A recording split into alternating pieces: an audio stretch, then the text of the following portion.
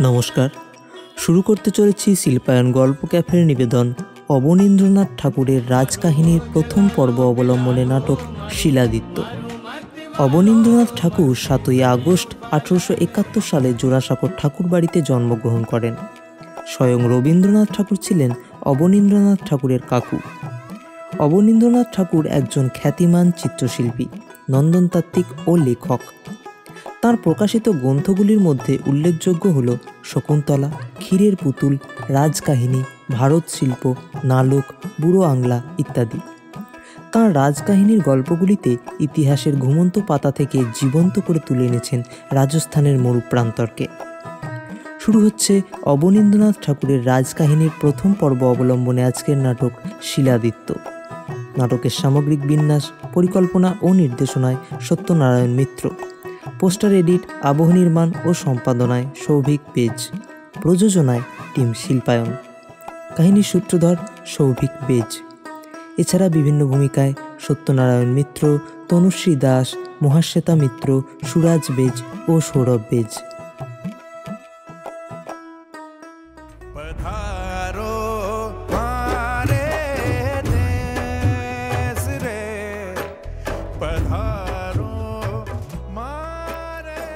রাজা কনক সেনের বংশের শেষ রাজা রাজত্ব করছিলেন বল্লভীপুরে। সেই সময় বল্লভীপুরে সূর্যকুণ্ড নামে একটি অতি পবিত্র কুণ্ড ছিল। সেই কুণ্ডের একধারে প্রকাণ্ড সূর্য মন্দিরে এক অতি বৃদ্ধ পুরোহিত বাস করতেন। তার একটিও পুত্র কন্যা কিংবা বন্ধু বান্ধব ছিল না। সূর্যকুণ্ডের তীরে আদিত্য মন্দিরে সূর্য পুরোহিত তেজস্বী বৃদ্ধ ব্রাহ্মণ বড়ই একাকী, বড়ই সঙ্গীহীন ছিলেন। বৃদ্ধ ব্রাহ্মণ একাই প্রতিদিন 30 সের ওজনের পিতলের প্রদীপে 2 ঘন্টা সূর্যদেবের আরতি করতেন। প্রতিদিনই সেই শীর্ণ হাতে রাক্ষস রাজার মুকুটের মতো প্রকাণ্ড মন্দিরে ঘণ্টা বাজাতেন আর মনে মনে ভাবতেন, যদি একটি সঙ্গী পায় তবে বৃদ্ধ বয়সে তার হাতে সমস্ত ভার দিয়ে নিশ্চিন্ত হই। সূর্যদেব ভক্তের মনোবাঞ্ছা পূর্ণ করলেন। একদিন পৌষ মাসের প্রথমে ঘন কুয়াশায় চারিদিক অন্ধকার ছিল।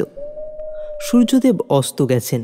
বৃদ্ধ পুরোহিত সন্ধ্যার আরতি শেষ করে ভীমের বুক পাটাখানার মতো প্রকাণ্ড মন্দিরের লোহার কপাট বহু কষ্টে বন্ধ করছেন। এমন সময় ম্লান মুখে একটি ব্রাহ্মণ কন্যা তার সম্মুখে উপস্থিত হল। পরনে ছিন্নবাস, কিন্তু অপূর্ব সুন্দরী। কে মা তুমি? কি চাও? কন্যাটি সুলক্ষণা, অথচ তার বিধবার বেশ। প্রভু, আমি আশ্রয় চাই। ব্রাহ্মণ কন্যা, গুর্জর দেশের বেদবিদ ব্রাহ্মণ দেবাদিত্যের একমাত্র কন্যা আমি। নাম সুভাগা। বিয়ের রাতে বিধবা হয়েছি। সেই দোষে দুর্ভাগী বলে সকলে মিলে আমায় আমাদের দেশের বার করেছে। প্রভু, আমার মা ছিলেন, এখন মাও নেই। আমায় আশ্রয় দাও। আরে অনাথিনী, এখানে কোন সুখের আশায় আশ্রয় চাস? আমার অন্ন নেই, বস্ত্র নেই। আমি যে নিতান্ত দরিদ্র, বন্ধুহীন। হে দরিদ্র, হে বন্ধুহীন, এই বালিকাকে তোমার বন্ধু করো, আশ্রয় দাও। আশ্রয় দিই এই অনাথিনীকে, কিন্তু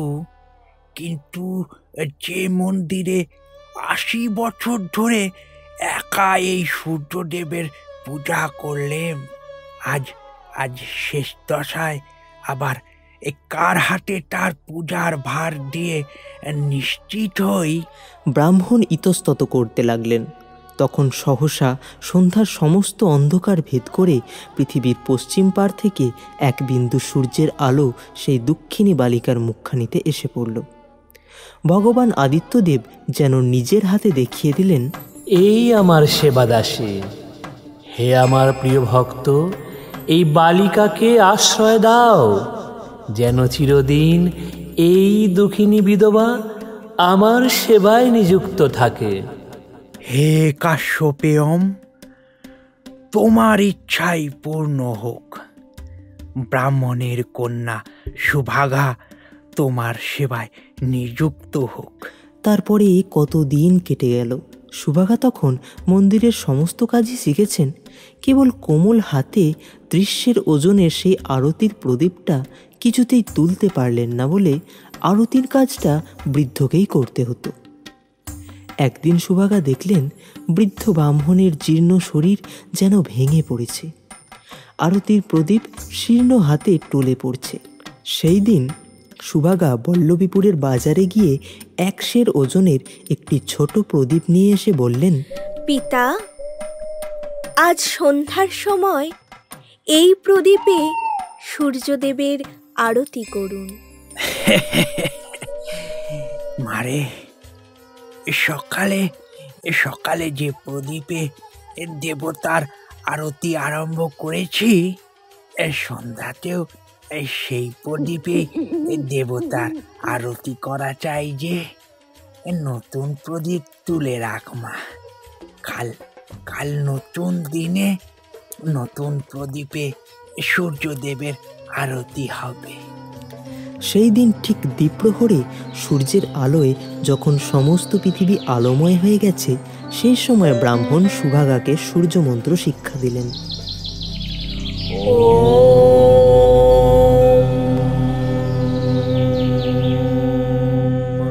শ্রী সূর্যায় নমঃ।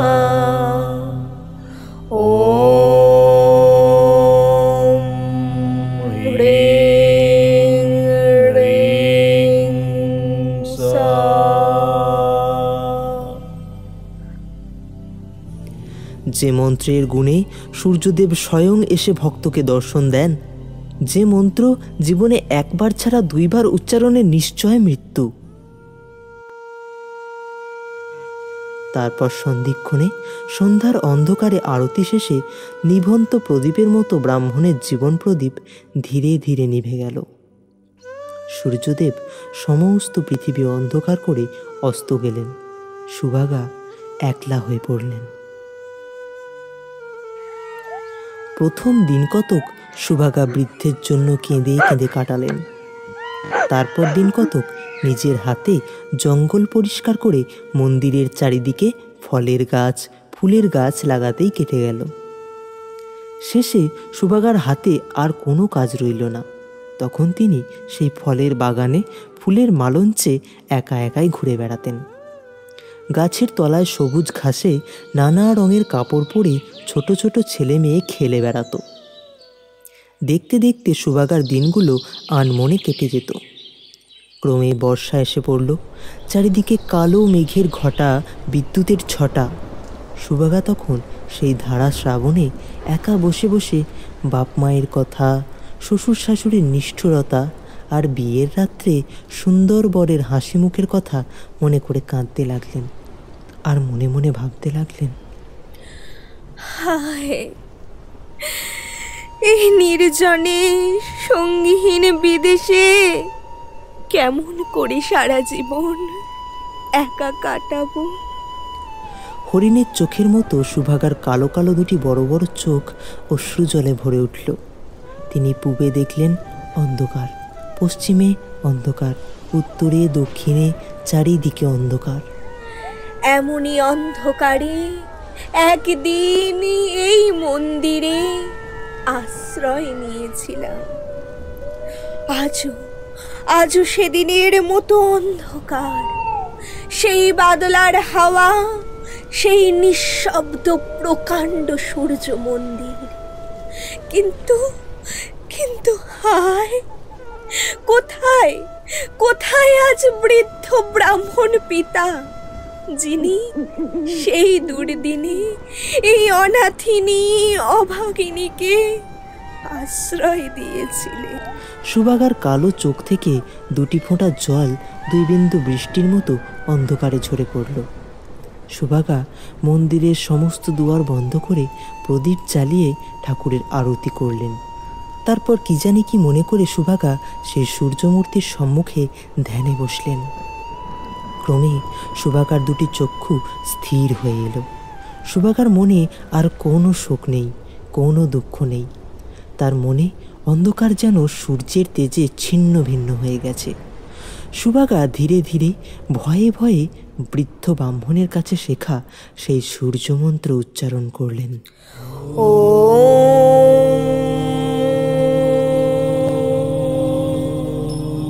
শ্রী সূর্যায় নমঃ। ও রিং রিং শ। তখন সমস্ত পৃথিবী যেন জেগে উঠল। সুভাগা যেন শুনতে পেলেন চারিদিকে পাখির গান, বাঁশির তান, আনন্দের কোলাহল। তারপর গুরু গুরু গভীর গর্জনে সমস্ত আকাশ কাঁপিয়ে চারিদিক আলোয় আলোময় করে সেই মন্দিরের পাথরের দেওয়াল, লোহার দরজা আগুনে আগুনে গলিয়ে দিয়ে 7টা সবুজ ঘোড়ার পিঠে আলোর রথে কোটি কোটি আগুনের সমান জ্যোতির্ময় আলোময় সূর্যদেব দর্শন দিলেন। সে আলো, সে জ্যোতি মানুষের চোখে সহ্য হয় না। হে দেব, হে দেব, রক্ষা করো, ক্ষমা করো, সমস্ত সমস্ত পৃথিবী যে জ্বলে যায় দেব। ভয় নেই, ভয় নেই বৎসে, বর প্রার্থনা করো। প্রভু, প্রভু, আমি পতি পুত্রহীনা, বিধবা অনাথিনী, বড়ই একাকিনী। প্রভু, আমাকে আমাকে এই বর দাও যেন এই পৃথিবীতে আমায় আর না থাকতে হয়। সমস্ত জ্বালা যন্ত্রণা থেকে মুক্ত হয়ে আজই তোমার চরণতলে আমার মরণ হোক। বৎসে, দেবতার বরে মৃত্যু হয় না, দেবতার অভিশাপে মৃত্যু হয়। তুমি বর প্রার্থনা করো। প্রভু, যদি বর দিলে তবে আমাকে একটি ছেলে আর একটি মেয়ে দাও, আমি তাদের মানুষ করি। ছেলেটি তোমার মতো তেজস্বী হবে, আর মেয়েটি হবে যেন চাঁদের কোণার মতো সুন্দরী। তথাস্তু। সূর্যদেব অন্তর্ধান করলেন। ধীরে ধীরে সুভাগার চোখে ঘুম এলো। চারিদিকে ঝমঝম করে বৃষ্টি নামলো। তখন ভোর হয়ে এসেছে। সুভাগা ঘুমের ঘোরে শুনতে লাগলেন তার সেই মালঞ্চে দুটি ছোট পাখি কি সুন্দর গান ধরেছে। তিনি তাড়াতাড়ি উঠে বসলেন। আঁচলে টান পড়ল। চেয়ে দেখলেন কচি দুটি ছেলে মেয়ে কোলের কাছে ঘুমিয়ে আছে। এত সুন্দর শিশু দুটি কার? তবে কি সূর্যদেবের আশীর্বাদে? হে ভগবান, এত এত কৃপা তোমার। সূর্যদেবের বরে দেবতার মতো সুন্দর সন্তান দুটি কোলে নিলেন। সকল লোকের চোখের আড়ালে নির্জন মন্দিরে জন্ম হলো বলে সুভাগা দুজনের নাম দিলেন গায়েব, গায়েবী। ধীরে ধীরে বেড়ে উঠতে লাগলো শিশু দুটি।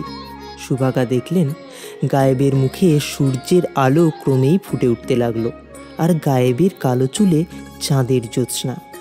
গায়েবীকে এই পৃথিবীতে বেশি দিন ধরে রাখা যাবে না। গায়েব ক্রমশ যখন বড় হয়ে পাঠশালায় যেতে আরম্ভ করলেন, সেই সময় গায়েবী মায়ের কাছে বসে মন্দিরের কাজকর্ম শিখতে লাগলেন। গায়েব যেমন দুরন্ত দুর্দান্ত, গায়েবী তেমনই শান্তশিষ্ট। গায়েবের উৎপাতে পাঠশালার সকল ছেলে অস্থির হয়ে উঠেছিল। শেষে তারা সকলে মিলে একদিন পরামর্শ করলে, গায়েব আমাদের চেয়ে লেখায় পড়ায় গায়ের জোরে সকল বিষয়ে বড়। ঠিক বলেছো। এসো আমরা সকলে মিলে গায়েবকে রাজা করি, আর আমরা তার প্রজা হই। তাহলে আর গায়েব আমাদের উপর অত্যাচার করতে পারবে না। কি মজা, কি মজা। এই বলে সকলে মিলে গায়েবকে রাজা বলে কাঁধে করে নৃত্য আরম্ভ করলে। গায়েব হাসি খুশিতে সেই সকল ছোট ছোট ছেলের কাঁধে বসে আছেন।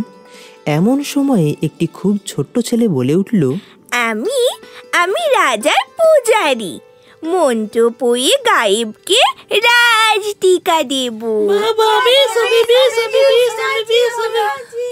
তখন সেই ছেলের পাল গায়েবকে একটা মাটির ঢিবির ওপর বসিয়ে দিলে। গায়েব সত্যি রাজার মতো সেই মাটির সিংহাসনে বসে আছেন।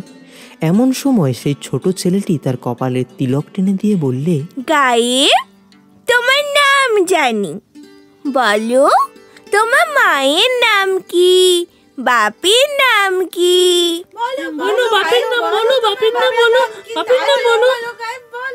আমার নাম গায়েব, আমার বোনের নাম গায়েবী, মায়ের নাম সুভাগা। কিন্তু কিন্তু আমার বাপের নাম কি?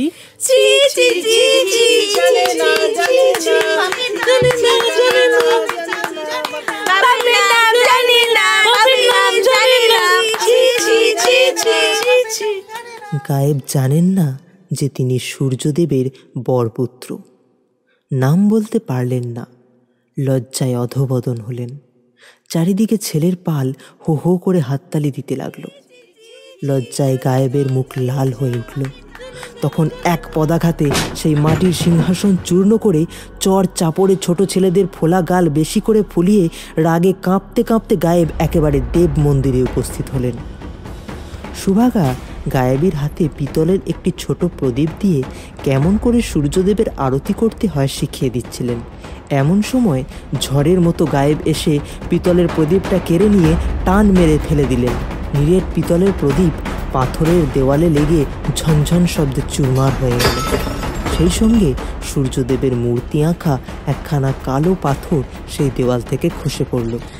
আরে আরে উন্মাদ, কি করলি? সূর্যদেবের মঙ্গল আরতি ছাড়খাড় করে দেবতার অপমান করলি। দেবতাও বুঝিনে, সূর্যও বুঝিনে। বলো বলো আমি কার ছেলে? নইলে আজ তোমার সূর্যমূর্তি ওই কুণ্ডের জলে ডুবিয়ে দেব। বাছা বাছা, শান্ত হ, স্থির হ, আর সূর্যদেবের অপমান করিস নে। পিতার নামে কি কাজ বাছা? আমি তো তোর মা আছি, গায়েবী তোর বোন, আর তোর কিসের অভাব বাছা? তবে তবে কি মা, আমি নীচ, জঘন্য, অপবিত্র পথের ধুলো, ভিখারিরও অধম। হায় ভগবান, কি করলে? এ দুরন্ত ছেলেকে কেমন করে বোঝাই, কি বলে প্রবোধ দিই? গায়েব গায়েবী নীচ নয়, অপবিত্র নয়, সূর্যের সন্তান, সকলের চেয়ে পবিত্র। এ কথায় কে বিশ্বাস করবে ভগবান? সুভাগার সূর্যমন্ত্রের কথা একবার স্মরণ হলো, কিন্তু যখন ভাবলেন যে 2 বার মন্ত্র উচ্চারণ করলে নিশ্চয় মৃত্যু, এই কচি বয়সে গায়েব গায়েবীকে একা ফেলে পৃথিবী ছেড়ে চিরকালের মতো চলে যেতে হবে, তখন তার মায়ের প্রাণ কেঁদে উঠল। বাছা বাছা, কথা রাখ, ক্ষান্ত দে। চল বাছা, আমরা অন্য দেশে চলে যাই। সূর্যদেব কি তোদের পিতা বলে জেনে রাখ বাছা। তোমার কথা আমি বিন্দু মাত্র বিশ্বাস করি না মা। তবে মন্দিরের সমস্ত দরজা বন্ধ কর। এখনই তোদের পিতাকে দেখতে পাবি, কিন্তু হায়, আমাকে আর ফিরে পাবি না। ভাই ভাই, মাকে কেন কষ্ট দাও ভাই? গায়েব উত্তর না দিয়ে মন্দিরের সমস্ত দরজা বন্ধ করে দিলেন। সুভাগা দুজনের হাত ধরে সূর্য মূর্তির সম্মুখে গিয়ে ধ্যানে বসলেন। ও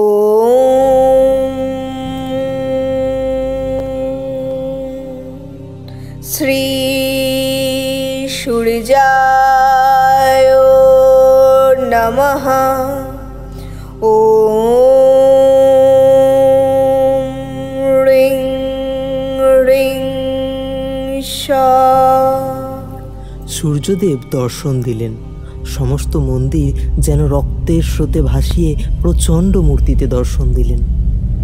প্রভু, গায়েব গায়েবী কার সন্তান? সূর্যদেব একটিও কথা কইলেন না। দেখতে দেখতে সূর্যের প্রচণ্ড তেজে ভিখারিণী সুভাগার সুন্দর শরীর জ্বলে পুড়ে ছাই হয়ে গেল। মা,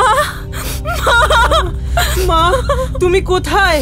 হে সূর্যদেব, চুপ করে আছেন কেন? বলুন আমার মা কোথায়? মা, মা। সূর্যদেব কোনোই উত্তর করলেন না, কেবল পাষাণের উপর সেই রাশিকৃত ছাই দেখিয়ে দিলেন। গায়েব বুঝলেন মা আর নেই। রাগে দুঃখে তার চোখে আগুন ছুটল। গায়েব মন্দিরের কোণ থেকে মূর্তি আঁকা সেই পাথরখানা কুড়িয়ে সূর্যদেবকে ছুঁড়ে মারলেন। যমরাজের মহিষের মাথাটার মতো সেই কালো পাথর সূর্যদেবের মুকুটে লেগে জ্বলন্ত কয়লার মতো একদিকে ঠিকরে পড়ল। সঙ্গে সঙ্গে গায়েব মূর্ছিত হলেন।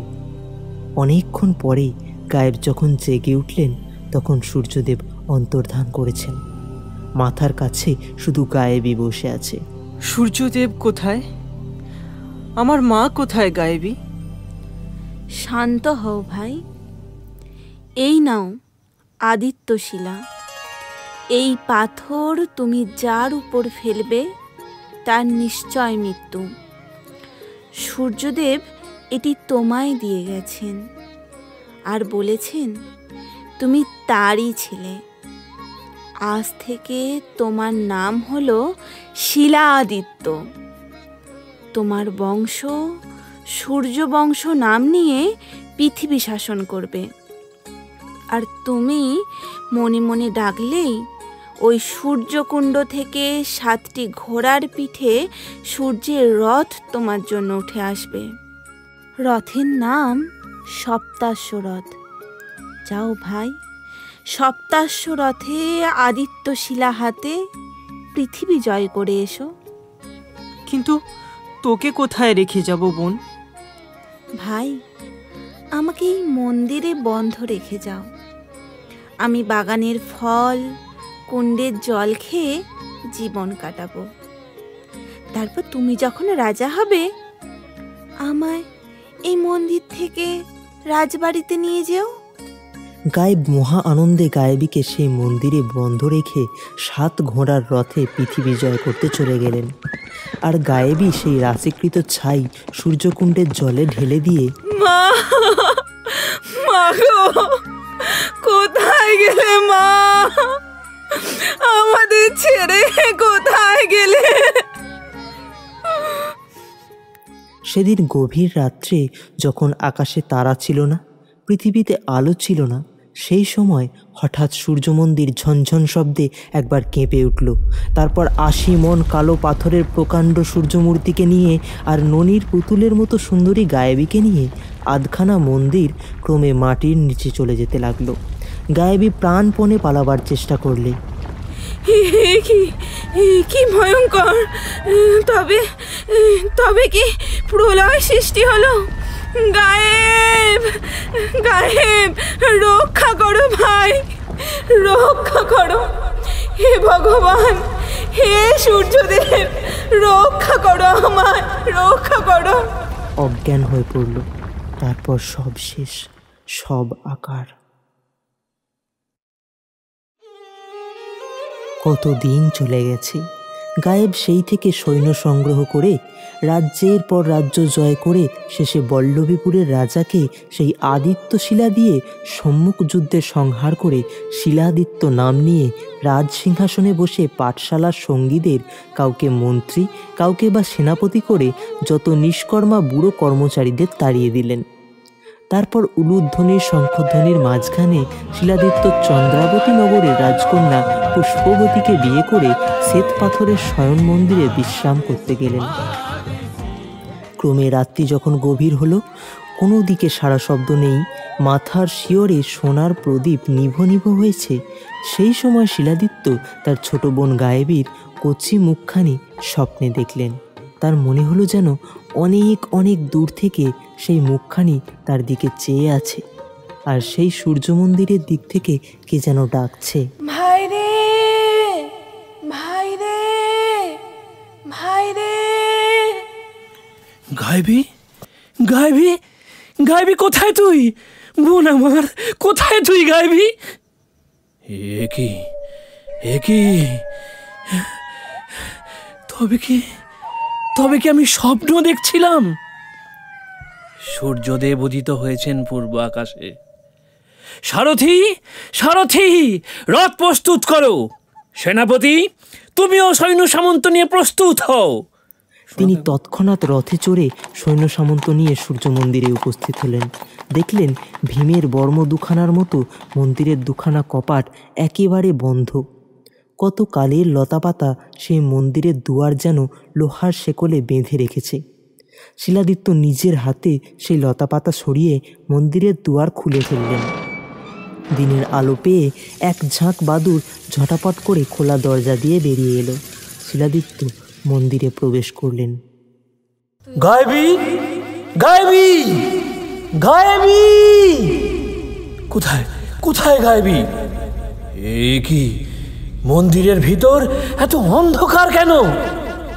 কোথায় গেলেন সূর্য দেবতার মূর্তি? মন্দিরের সমস্ত কিছু যেন কালো পর্দার আড়ালে চলে গেছে। গায়েবী, গায়েবী, গায়েবী। হায় গায়েবী, কোথা গায়েবী? সেনাপতি, শীঘ্র একটা মশাল জেলে নিয়ে এসো। যথাজ্ঞা মহারাজ। সেই মশালের আলো শিলাদিত্য দেখলেন, এ কি, উত্তর দিকটা শূন্য করে সূর্যমূর্তির সঙ্গে সঙ্গে মন্দিরের আধখানা যেন পাতালে চলে গেছে।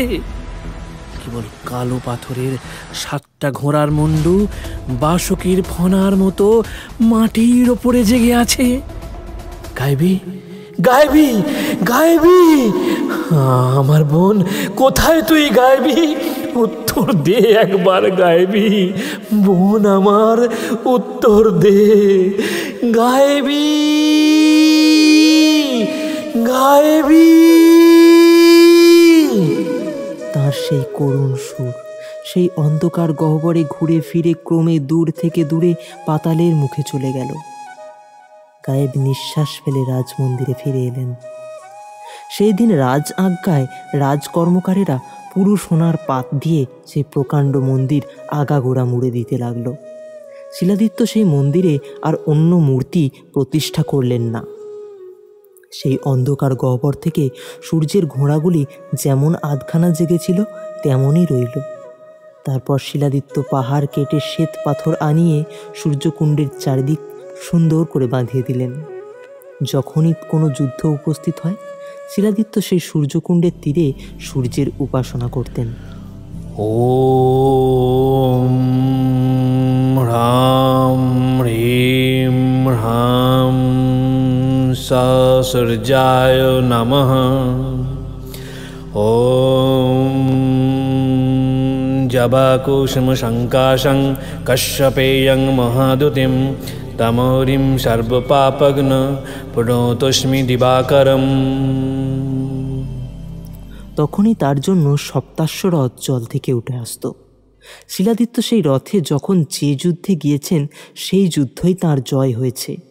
শেষে একজন বিশ্বাসঘাতক মন্ত্রী, যাকে তিনি সবচেয়ে বেশি বিশ্বাস করতেন, সবচেয়ে ভালোবাসতেন, সেই তার সর্বনাশ করলেন। আমি ছাড়া পৃথিবীতে কেউ জানে না যে শিলাদিত্যের জন্য সূর্যকুণ্ড থেকে সপ্তাশ্ব রথ উঠে আসে। শিলাদিত্য, তোমার দিন এবার শেষ। সিন্ধুপাড়ে শ্যামনগর থেকে পারদ নামে অসভ্য একদল জবন যখন বল্লভীপুর আক্রমণ করলে, তখন সেই বিশ্বাসঘাতক তুচ্ছ পয়সার লোভে সেই অসভ্যদের সঙ্গে ষড়যন্ত্র করে গো রক্তে সেই পবিত্র কুণ্ড অপবিত্র করলে। শিলাদিত্য যুদ্ধের দিন যখন সেই সূর্যকুণ্ডের তীরে সূর্যের উপাসনা করতে লাগলেন, ওম হ্রাম হ্রিম হ্রাম সূর্যায় নমঃ। ওম জবাকুসুম শঙ্কাশং কশ্যপেয়ং মহাদুতিম তমোরিম সর্বপাপগ্ন প্রণতস্মি দিবাকরম।